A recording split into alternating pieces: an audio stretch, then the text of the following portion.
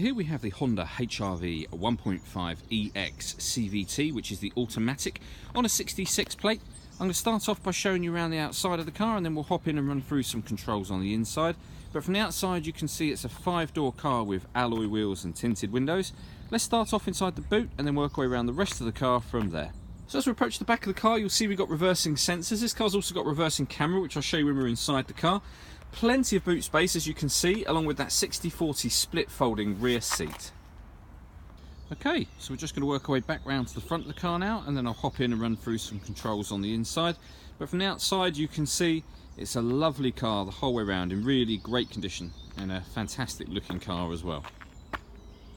Just briefly before I climb in, I think it's well worth seeing the interior from this exterior point of view. As you can see, you get full leather seats. There's plenty to run through by way of controls on this dashboard, so let's hop in and we'll do that now.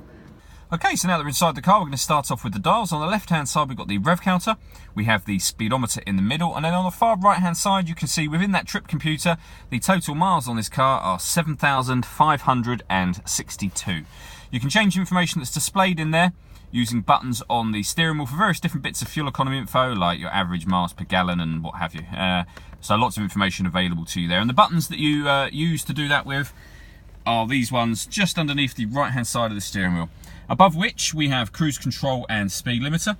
Over on the left hand side we've got stereo controls, and then underneath that we've got the ability to answer and end phone calls, as well as having voice activation for the phone. So if you hit that button, ask it to dial any one of your contacts list, it will do that for you without you having to take your phone from your bag or your pocket. It's also worth pointing out that on the steering wheel we've got these paddles, plus and minus on each side. That's so that you can change gear manually with this automatic gearbox should you wish to. Over in the central screen here we've got the satellite navigation, as you can see just there, and if we press the home button it will take us back to the main menu. So satellite navigation is accessed just there. You can pair up your phone through this one. In terms of audio, there's lots of ways to listen to your music in this car. We've got FM radio, long wave, medium wave and DAB digital radio. You can listen to music via the CD player, a USB memory stick with music saved on it, an iPod connected via the USB, Bluetooth, so you can stream music wirelessly via your phone, and there's an HDMI input as well. I did mention when we were at the back of the car that this car had reversing sensors. That's the reversing sensors just there, so you can see full colour image, and you get guidelines on the ground showing you what direction the car is headed in relation to the image that you see. Below that we've got dual zone climate control, so you can adjust the temperature independently on either side of the car with these sort of touch sensitive buttons. Fan speed is then adjustable up and down from here. We've also got heated seats, so if you hit that button you'll see they'll turn on. There's two different temperatures and then you can turn them off, and that's the same on both sides.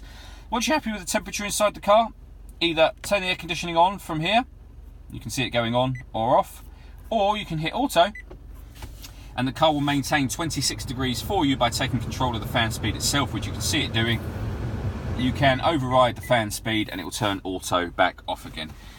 Underneath that we've got the gear lever, but right underneath that in this kind of central console area here you'll see we got the USB input, the HDMI input, and over the other side we have a 12-volt charging socket as well. The fully automatic gearbox, so down the bottom here you've got drive and sport mode. As I say, you can change gear manually using the paddles on the steering wheel as well. We have an electronic handbrake with auto hold function, so the car will put the handbrake on when you come to a complete stop should you wish to. And then lastly we have the cup holder area just down here. The last thing that I wanted to talk about is the panoramic glass sunroof just here. So one little touch of this button will open up the sun blind, and then when that's all the way back you have a separate button which will also then open the front section of this sunroof. All that leaves me to say is thank you for taking the time to watch this video. If you'd like to come and see the car in person and have a test drive, please feel free to call any of our MJA sites. We'd love to hear from you soon.